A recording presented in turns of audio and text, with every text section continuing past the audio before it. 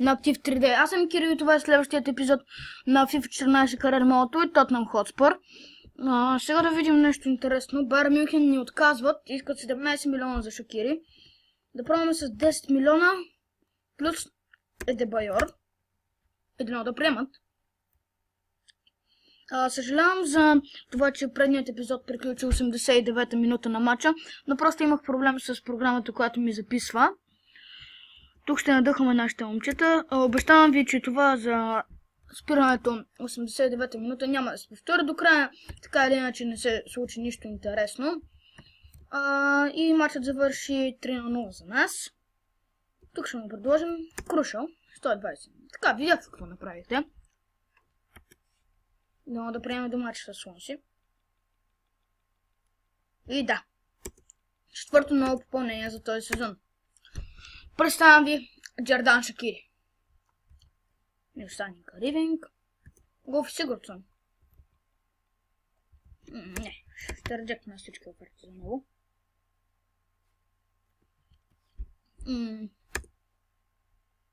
Доста лесна програма. Слонси, след това Лестър. В началото беше Кристал Палас. Но пък после ще ни се съберат доста срещи с много добри отбори. Така, Капу ще махнем.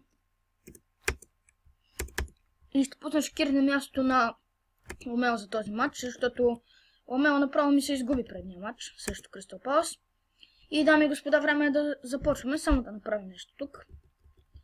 Така, settings и 4 минути. Суарес просто съм много доволен от него. Но сега е време да започваме вторият ни матч, на който ще се проведе на White Hart Lane и се надявам отново да спечелим. Сега да видим какво ще направи Суарес в тези ударчета. Доста интересен удар бе това с фаулт, бих казал. И добре дошли на White Hart Lane. Време е матчът между Тотнъм и Слонси да започне. Така. Паулиньо. Какъв финт на Паулиньо, но след това загуби. Сега обаче отне. Пасте за Шакири. Той успял да хване топката, но не можа да я промъши през играчите на Слонси. Сега обаче успял отново да я отнеме. Оле боже! Шакири! Центриран от Хердан Шакири! Доста атрактивно изчистване. Люкшоу. Защото на Люкшоу. За малко. Тоест не за малко ми, ако беше станал рикошет, топката беше влязла, ще да е много красив гол. Така. Жуниор Паулин. Към Насер Шадли. Люкшоу сега. Отново за Шадли. Шадли обаче този път успява да финтира, след което отново губи. Защо така? Това ще е тъж за тях, естествено. Или пък за нас. Не, за тях. Така. Бритън. Лиам Бритън. Да. Сещам се. Той не беше ли играч на Евертън? Явно не. Не знам, може да не е бил. Може аз просто да се бъркна. Шакири, каква скорост само за да хване тази топка. Вилфред Бони, който в момента отиде в Манчестър Сити. Но няма значение. Суарес за малко да не стигне топката. Просто за малко. Тук Вертонген или Кири Кешбетова, не знам. Но сега за малко да отнемем топката. Сега Видал го прави. Не перфектно бих казал, защото топката остава в притежание на Слонси. Сега обаче какво прави Муса Дембеле? Шанс за Дембеле да открие резултата. Какъв пропуск само. Какъв пропуск. Доста лошо. Тоест, не лошо, ами просто може би това трябваше да бъде реализирано от Муса Дембеле. Но как само отне топката? Видал. Отнета му топката Видал. Сега Вертонген обаче успя да си я върне. Шадли. Грешка отново на Шадли. Какво прави днес той? Сега Люкшоу на пътя да отнеме. Да, прави го. И топката успява да я задържи в очертанията на терена. Но тя отново отива в играчите на Слонси. Какво става сега? Паулиньо. Пасте за Джердан Шакири. И как само беше нета топката. Сега това може да е опасно за нас. Какъв пропуск! О, добре, че това бе пропуск. Просто не съм доволен от нашата защита до тук. Сега Шадли. Този път успя да мине. Успя. Пасте за Суарес. Суарес се обръща. Шанс против Суарес. Шут! Ей. О, Паулиня. Жертва при нарушение си направи направо. Паулиня. Люк Шоу се опитва да отнеме. Прави го. Сега обаче бе премазан. Бих казал. Сега Суарес обаче много технично. Много технично. Успя да премине се. Не, че премина, но успя да задържи топката. Това е сега Муса Дембеле, на който му отнете топката. Той се връща обаче след това. И явно ще центрира. Центриране от Дембеле. Шанс! Топката е избита. Дали ще има далечен удар? Не. Паулин губи топката. И сега това може да стане доста опасно за нас. Ако не е спряна тази атака на време. Но тя е спряна отвъд Кирикеш. И топката остава в нас сега. Паулиньо. За Джердан Шакири. Който, ако бе стигнал на топката до нашия играч, щеше да има засада. Предполагам, де. Така ми се видя поне. Суарес не може да отнема до тук. Слонзи доста повече не се противопоставят. Все пак те са доста по-добър отбор от Кристал Палас. Люк Шоу. Поздравления за Люк Шоу! И отново стигна топката, но не я подаде достатъчно добре. И това е всичко от първото по време, дами и господа. Доволен съм, но трябва да вкараме гол. Муса Дембеле мисля, че трябваше да вкара този гол, който пропусна. Но няма нищо. Все пак това е футбола. Има и пропуски. Не може винаги да вкарваш. Сега обаче Дембеле отново губи, но Паулино бе там, за да отнеме. Сега Видал.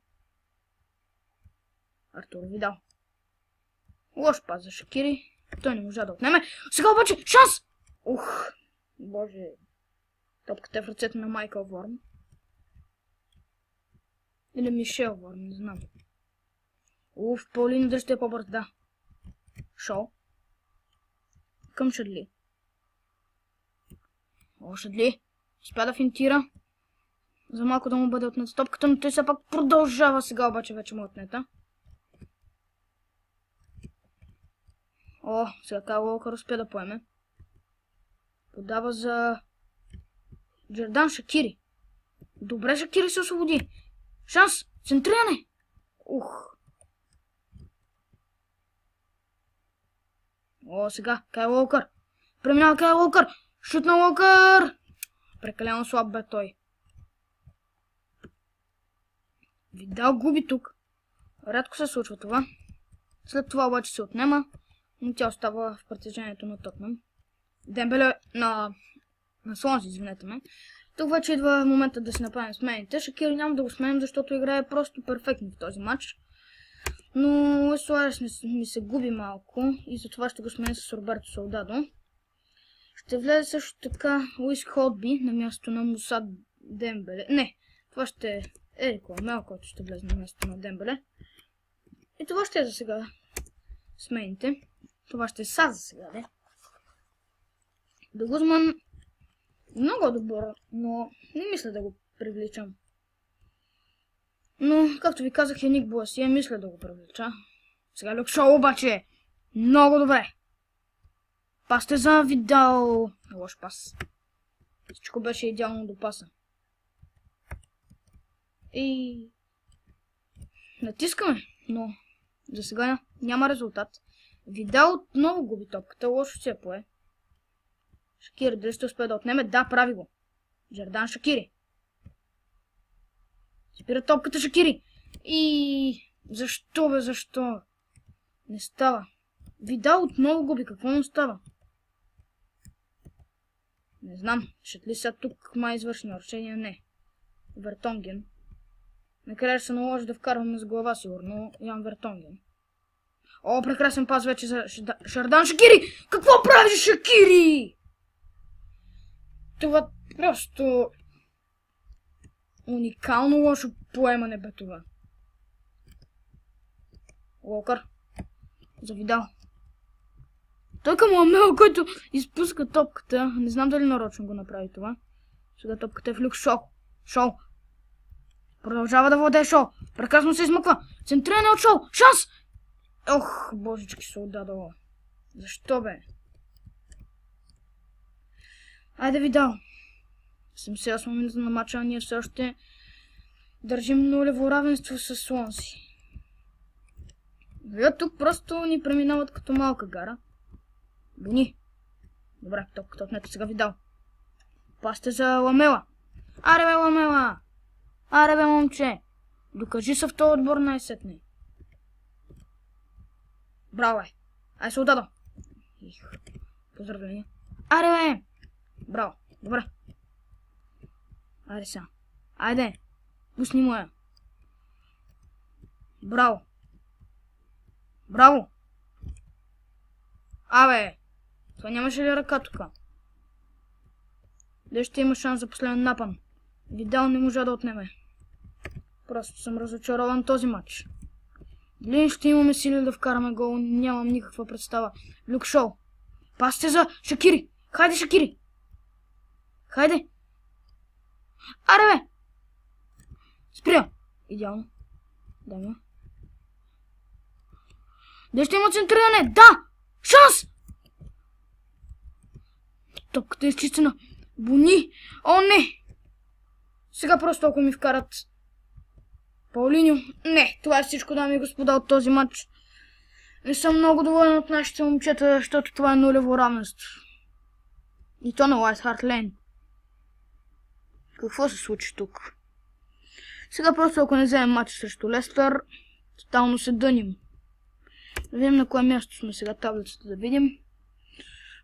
Челси с 3 мача, а ние сме с 2. Тоест, ако днес бием, се изравняваме с Челси, но Арсенал също са с матч по-малко, Съндърланд също, но те няма да се задържат на позицията, която са. Така, да видим. Шакири ще го оставя титуляр. И Люк Шоу.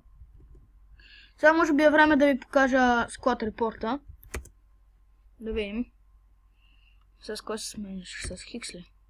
Да. Оговори с нищо. Кайл Уокър дига показатели. Вот Киди Кеш също. Вертонген си стои на едно място. Люк Шоу също. Паулиньо също. Шакири също. Тук обаче Видал вдига. Формата му е гуд. Дембеле не дига. Не Сършът ли го прави обаче? Суарес не. Брат Фридъл даже намалява. Солдат стои. Ходби седи. Гуфи Сигурдсън обаче вдига оверал. Омел седи. Ленън седи. Майкъл Далсън също. Ласте Думбак се дига, но просто 48 плюс 1. Това е смешно. Този Кевин Стюарт дига.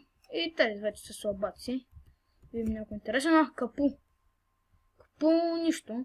Дани Роуз също. Капу също. Суйкото също. Комало. Така. Яго Фолко е. Така. Райан Мейсън ли? Да. Хари Кейн искам да видя. Дига Хари Кейн. Пасно човече. Това бе слад репорта. Ами това е от мен за този епизод, дами и господа. Надявам се епизодът да ви е харесал. Надявам се поредицата ми да ви харесва. Ако е така, коментирайте, лайквайте. И ако не сте се абонирали за мен, се абонирайте. И това е. До скоро!